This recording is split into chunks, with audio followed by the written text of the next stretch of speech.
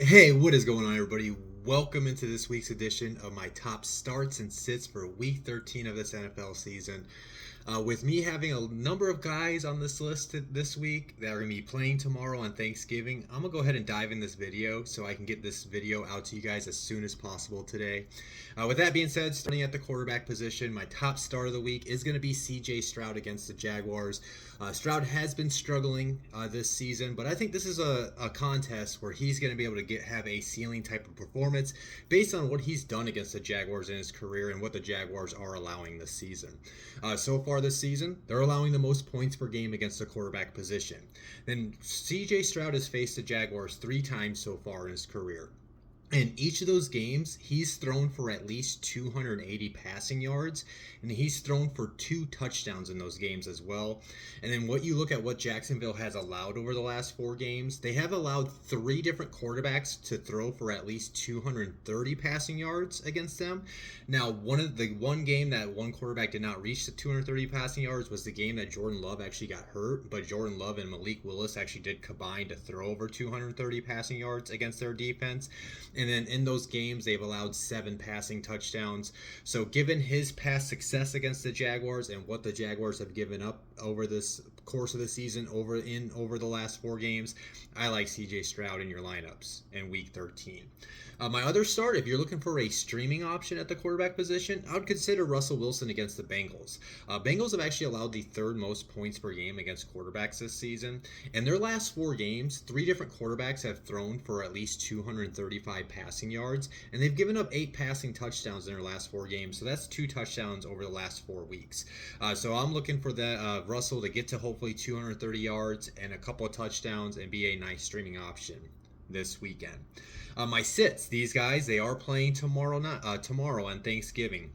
My top sit, you might want to consider playing him because he has played a lot better with a new offensive coordinator. But I would hesitate, especially in the daily lineups. I would definitely not want to be putting Caleb in my daily lineups tomorrow. But with that being said, Caleb Williams against the Lions. Detroit's actually allowing the 5th fewest points per game against quarterbacks this year.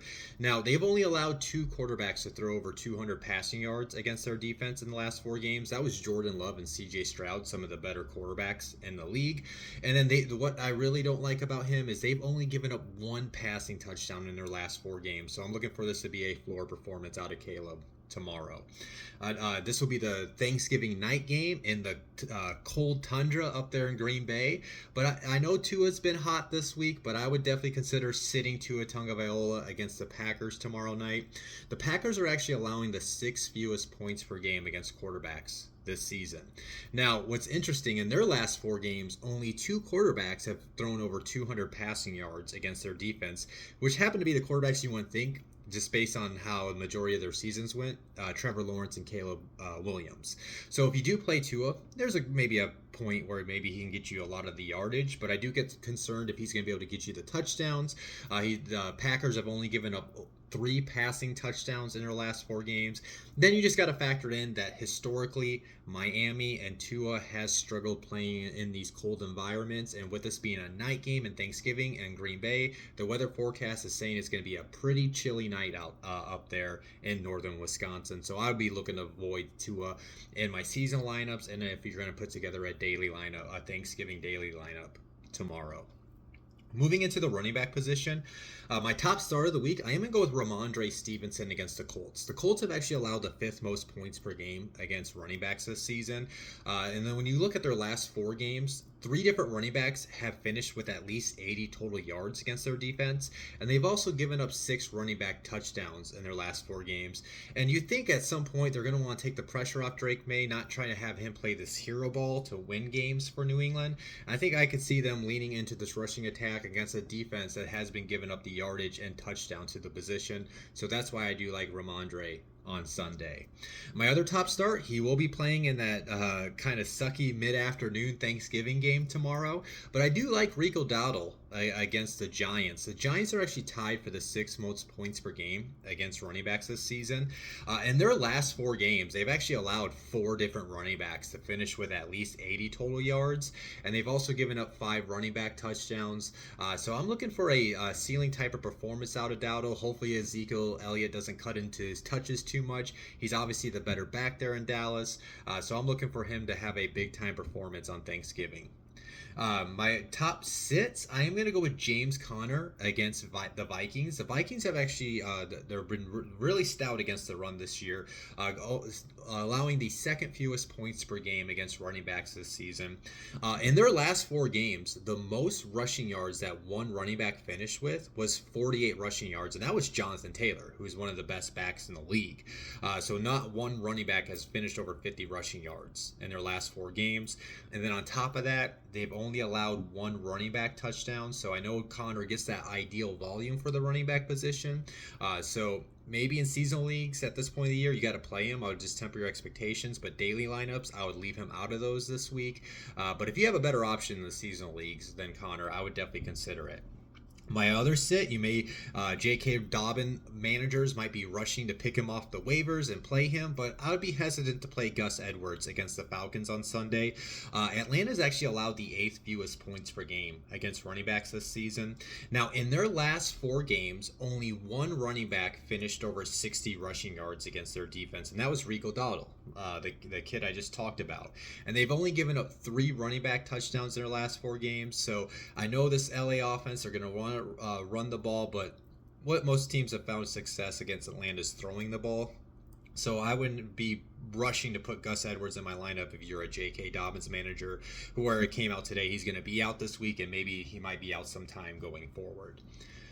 Moving into the wide receiver position, my top start of the week, he's going to be playing on Monday night, and he's been playing really great ball with Bo Nix as of late, but Cortland Sutton against the Browns.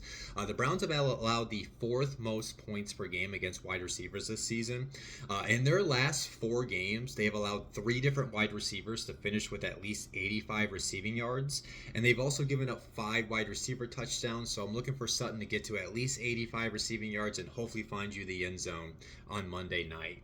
My other top starts I like Michael Pittman Jr. and Alec Pierce against the Patriots. So if you're unaware, it does sound like Josh Downs for the Colts won't be playing on Sunday. So that's just going to be, there's going to be more targets for Michael Pittman Jr. and Alec Pierce. Now, I would expect Adonai Mitchell to be involved, but I would see more targets, I think, flowing to Pierce and Pittman Jr. But if you want to maybe take a chance on a cheap option for Adonai Mitchell on the daily lineups, that's something to consider. Now, looking at this matchup, the New England defense has allowed the 10th most points per game against wide receivers this season. Just in the last 2 games alone, they have allowed 3 different wide receivers to finish with at least 100 receiving yards. And then in their last 4 games, they've allowed 5 wide receiver touchdowns. Michael Pittman Jr. is coming off his best game. Alec Pierce, when he hits those boom weeks, he really comes through. So I wouldn't be surprised if one of them at least finishes with 100 yards and one of them at least gets 1 or 2 touchdowns on Sunday.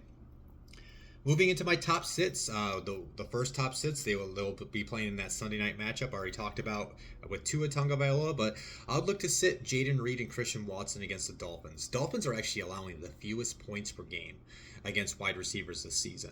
Now, in their last 4 games, only 2 wide receivers finished over 65 receiving yards against them. That happens to be the teammates out there in Los Angeles, Puka Nacua and Cooper Kupp. Some of the better wide receivers in the league. And then why I really don't like them is they've only given up 1 wide receiver touchdown in the last 4 games. And then, like I talked about with Tua, this is going to be a very cold game up there in Green Bay. So I could see the Green Bay offense leaning into Josh Jacobs and that rushing attack and only taking the ball to the air if they need to tomorrow night. My other sits, I'm going to go with Deebo Samuel, Juwan Jennings, and Ricky Pearsall against the Bills. Mainly, my biggest factor is, do we know if Brock Purdy is going to be playing or not? If Purdy's out, that definitely hurts their value this week. Even if Purdy plays, is Purdy going to be 100%? With that being said, why I also don't like them is the matchup. What I'm going to think is what San Francisco is going to do is going to lean into the rushing attack with Christian McCaffrey, because Buffalo has struggled against running backs this season and defending the run. But when you look at this matchup outside of the concern about the quarterback position, Buffalo is allowing the third fewest points per game against wide receivers this season. Now, in their last 4 games, only 2 wide receivers finished with at least 75 receiving yards against them. That was Tyreek Hill and Alec Pierce. And then they've only given up 3 wide receiver touchdowns in their last 4 games. So maybe you got to play Deebo in your seasonal leagues. I would just temper your expectations if you do, that he's going to have a floor outcome. But other than that, if you have a better option than Deebo, I would consider it. But these are all 3 names I would be looking definitely to leave out of my daily lineups on Sunday. Moving into my top starts and sits at the tight end position, my top start of the week, I'm going with Cade Otton for the Bucs against the Panthers. Panthers have been giving up a lot of yardage and touchdowns to tight ends this season. They're actually allowing the most points per game against tight ends this season. In their last 4 games alone, 3 different tight ends have finished with at least 60 receiving yards, and they've given up 4 tight end touchdowns. So I'm looking for Otton to get to 50 plus receiving yards and at least a touchdown this weekend. My other top start I think he's a decent streaming option. I like Pat Freiermuth against the Bengals. I talked about why I like Russell Wilson. Well, that can carry into Freiermuth having a highly productive day this weekend. Going against Cincinnati, who's allowed the second most points per game against tight ends this season. Now, in his career, Pat Freiermuth averages 56 receiving yards a game every time he plays Cincinnati. And then, not every time, there was one game where he had 0 yards. I think he got hurt in that game, if I remember right. But throughout all the games in his career, he averages 56 yards per game. With that being said, in their last 4 games, Cincinnati has allowed 4 different tight ends to finish with at least 45 receiving yards, which is, especially in PPR or half-point PPR leagues, with how inconsistent tight ends are, that's all you can ask for out of your tight ends. Get you to 40 to 50 yards and hopefully a touchdown. And then speaking of touchdowns, Cincinnati has also given up 3 tight end touchdowns in their last 4 games. So that's why I like Pat Freiermuth as a sneaky streaming option in your lineups this week. My moving to my sits, this is a guy, if you're putting together a Thanksgiving daily lineup, I'll look to avoid him. I know he came off that big game this past weekend where he had like 10 targets, 7 catches, I think, for like 70 yards. So that might maybe think people like, oh, let me take a chance on Cole Kmet. Maybe he's finally going to be more involved in the offense. I would be hesitant to do that this week. Going against Detroit, who's allowed the fewest points per game against tight ends this season. Only 1 tight end finished over 35 receiving yards against their defense in their last 4 games, and they've only given up 1 tight end touchdown this season. So I think you're going to be taking a shot that would not pay off for you if you're considering streaming Cole Kmet this week.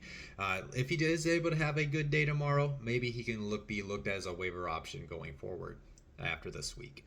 Moving into my last sit of this week, Mark Andrews against the Eagles. The Eagles are actually allowed the 3rd fewest points per game against tight ends this season. Now, it will be notable that 2 tight ends have finished over 45 receiving yards against Philadelphia over their last 4 games. That was Evan Ingram and Zach Ertz, so maybe there's some promise for Andrews in that aspect. But just like Detroit, they've only given up 1 tight end touchdown this season. And then with there being so many weapons in that Baltimore offense, and the fact that the Eagles have been pretty good against tight ends this year, I could see other guys like Derrick Henry having a day, or Zay Flowers, or any of the other. It could be an Isaiah week, a likely week. So I know Andrews has been coming along over the last month and a half as a decent fantasy option, but if you have a different option you could turn to in your lineups, I would definitely consider somebody else than Andrews in week 13. So yeah, those are my top starts and sits for week 13 of this NFL season. As always, guys, if you enjoyed the video, hit the like button. If you have not subscribed or followed me on all my social media platforms, please do. You can mainly find me on X, that's where I'm the most active, but I'm also on YouTube, Instagram, and on TikTok. And then other than that, guys, I hope if you guys do celebrate Thanksgiving, I know I do have some international listeners to this show, so I don't expect not everybody that listens to this show is celebrating Thanksgiving. But if you are, I wish you guys a happy Thanksgiving. Enjoy your weekend. I wish you guys the best of luck in this final push for the playoffs. I'll talk to you guys next week. Peace out.